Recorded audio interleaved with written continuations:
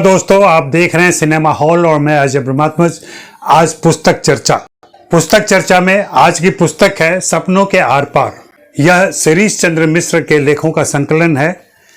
शिरीष चंद्र मिश्र जनसत्ता में काम करते थे। जनसत्ता में नौकरी के दौरान उन्होंने सिनेमा से संबंधित ढेर सारे लेख लिखे, जिसमें भारतीय सिनेमा, हिंदी सिनेमा और विश्व सिनेमा के बारे में भी उन्होंने अपनी राय प्रकट की।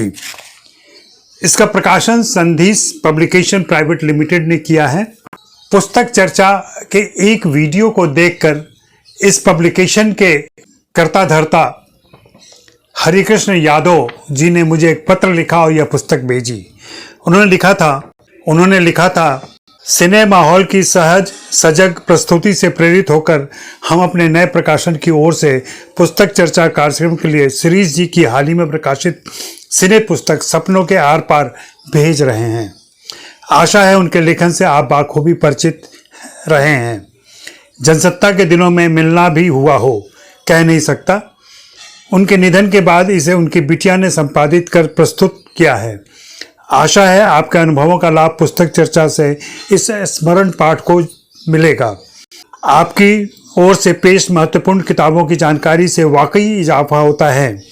हिंदुस्तानी सिनेमा और संगीत की आपकी पेशकारी ने बहुत प्रेरित किया। ऐसी पहल की आज बेहद दरकार है। हरिकृष्ण यादव, प्रकाशक। हरिकृष्ण यादव जी को मैं धन्यवाद देता हूं कि उन्होंने इतने गौर से मेरा कार्यक्रम देखा, मेरा वीडियो देखा। और दूसरे प्रकाशकों से मेरा आग्रह है कि सिनेमा से संबंधित कोई भी पुस्तक हो तो आप ज़रूर भेजें। मैं उस पुस्तक की जरूर चर्चा करूंगा, उस पुस्तक के बारे में अपने पाठकों दर्शकों को बताऊंगा। हरिकृष्ण यादव जी ने बिल्कुल सही लिखा है। शिरीष जी से मेरी मुलाकात रही है जब वे जनसत्ता में काम करते थे और या मेरा दिल्ली आना जाना होता था। एक ज़माने में जनसत्ता में मैं भी लिखा करता था, खास करके मुंबई से जब सबरंग निकलता था तो उसमें नियमित रूप से मेरे लेख प्रकाशित होते थे, सिनेमा पर भी प्रकाशित होते थे। शिरीष जी से मुलाकातें ही नहीं, बातें भी होती रही हैं। मैं हरिकृष्ण यादव जी को बधाई देता हूं और धन्यवाद भी देता हूं इस पुस्तक के लिए। इतनी मोटी पुस्तक उन्होंने निकाली है, उनके लगभग सारे लेखों का संकलन है यह। साथ ही मैं उनकी बिटिया शुभ्रा मिश्र को धन्यवाद देता हूं कि उसने इन सारे लेखों को संकलित किया और एक साथ प्रकाशित किया। ऐसे लेख हम लोग जो रेगुलर अखबार में लिखते हैं, मान लिया जाता है कि हमारे लेखन में एकेडमिक मूल्य नहीं होते हैं और वे शोध के काम नहीं आते हैं। लेकिन अगर आप गौर करें तो मेरा मानना है कि अखबारों में जो नियमित रूप से लिखा जा रहा है, एक तरीके से वह हिंदी सिनेमा का सबाल्टर्न इतिहास ही लिखा जा रहा है। ऐसा ही सबाल्टर्न इतिहास शिरीष जी ने लिखा अपने ज़माने में इस पुस्तक के जरिए। इस पुस्तक के 9 अध्याय हैं।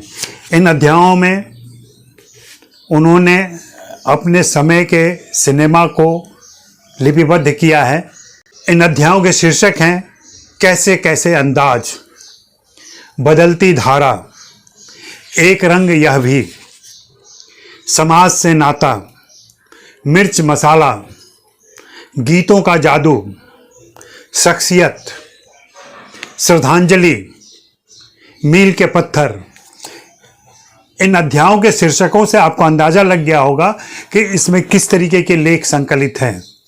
शिरीष चंद्र जी का अखबारी लेखन इसलिए महत्वपूर्ण हो जाता है कि उन्होंने न केवल अपने समय को लिपिबद्ध किया, बल्कि ऐसी बातें कही हैं जो कालातीत है, जो आज भी महत्वपूर्ण है, आज भी प्रासंगिक है। आप इन लेखों से गुजरेंगे तो उनके दौर के सिनेमा को अच्छी तरह से समझ सकते हैं। साथ ही उन्होंने जो भारतीय सिनेमा, हिंदी सिनेमा और विश्व सिनेमा पर अपनी टिप्पणियां की हैं, उन टिप्पणियों के जरिए आप उनके दृष्टिकोण को समझने के साथ यह भी समझ पाएंगे, यह भी देख पाएंगे कि वास्तव में भारत में, हिंदी में और विश्व में सिनेमा के पटल पर क्या क्या हो रहा था। हम लोगों का लेखन, जो लोग अखबार में लिखते हैं, उनके लिए बहुत ही चुनौतीपूर्ण होता है। हमें एक ऐसी भाषा इस्तेमाल करनी होती है जो ज़्यादा शोध परक न हो, आम पाठक उन्हें पढ़ सके, उन्हें समझ सके। और अगर उस अखबार को कोई अध्यापक, प्राध्यापक, शोधकर्ता पढ़ रहा है, उसे पढ़े, उसे ऐसा न लगे कि क्या कचरा लिखा हुआ है। हमें इनके बीच एक संतुलन बनाकर चलना पड़ता है। शिरीष चंद्र जी के लेखों को पढ़ते हुए आप महसूस करेंगे कि उन्होंने यह संतुलन बहुत अच्छे तरीके से बनाया है। मैं इस पुस्तक की संस्तुति करता हूं। मैं चाहता हूं कि आप जरूर इस पुस्तक को पढ़ें और इससे गुजरें। इस पुस्तक के फ्लैप में जो प्रताप सिंह ने लिखा है, मैं वही पढ़कर सुना देता हूं आपको, जिससे आपको अंदाजा लग जाएगा कि मैं जो बातें कह रहा हूं वो किस हद तक सही हैं। वे लिखते हैं, शिरीष जी की रचनाशीलता का आकाश गोया अनंत तक फैला रहा, जिसका उन्होंने कभी आभास तक नहीं होने दिया। उनके इस सतरंगे आकाश की दृष्टि दीर्घा में झांकने का अवसर भी सम्मुख रहे। उनके विवेक वृत्त और समाई से निखरी समझ के जरिए उनकी सिनेमाई गुणवत्ता से हम जहाँ सपनों के आर पार के खजाने के माध्यम से नए सिरे से रूबरू हो रहे हैं, कभी जनसत्ता के सिने पृष्ठों पर उनकी गुणवत्ता का प्रसाद सालों साल बढ़ता रहा। वहाँ अपने समकाल में उन्होंने अशोक कुमार, दिलीप कुमार, महबूब, राज कपूर, देवानंद, संजीव कपूर, सत्यजीत राय, पीटर ब्रुक्स, सोहराब मोदी, चंद्रमोहन, लीला नायडू, ललिता पवार, ओम पुरी की कारीगरी को भी साझा किया कराया। प्राण, नसीर, नाना पाटेकर और मुकेश माथुर की कलाओं को भी खूब रेखांकित किया। इसके अलावा हम साझेदारी में श्याम बेनेगल, राजकुमार संतोषी, राम गोपाल वर्मा, कमल हासन, मिथुन, अमिताभ, अनुपम खेर, जया बच्चन, रेखा के खाके भी नुमाया होते रहे। नूरजहां, शमशाद बेगम, लता, जौहराबाई, राजकुमारी, बेगम अख्तर से लेकर तलत महमूद, हेमंत कुमार, सचिन देव बर्मन, कल्याण जी आनंद जी और आर.डी. बर्मन, बप्पी लहरी तक को रचा रचवाया। हेमंत दा पर उनका लिखा एडिट तक सुर्खियों में रहा, जिसने हिंदुस्तानी सिनेमा को अपनी गहरी समझ का परिचय दिया। वहीं विश्व सिनेमा का भी उतना ही जानकार निकला। दोस्तों, आपसे आग्रह है कि शिरीष चंद्र मिश्र की यह पुस्तक सपनों के आर पार आप जरूर देखें, पढ़ें और अपनी बात मुझे बताएं।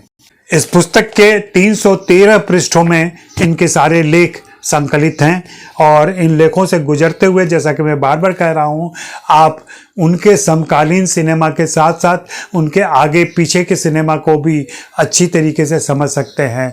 और यह पुस्तक आपकी लाइब्रेरी में ज़रूर होनी चाहिए, आपकी निजी लाइब्रेरी में होनी चाहिए, आपके संस्थान की लाइब्रेरी में होनी चाहिए।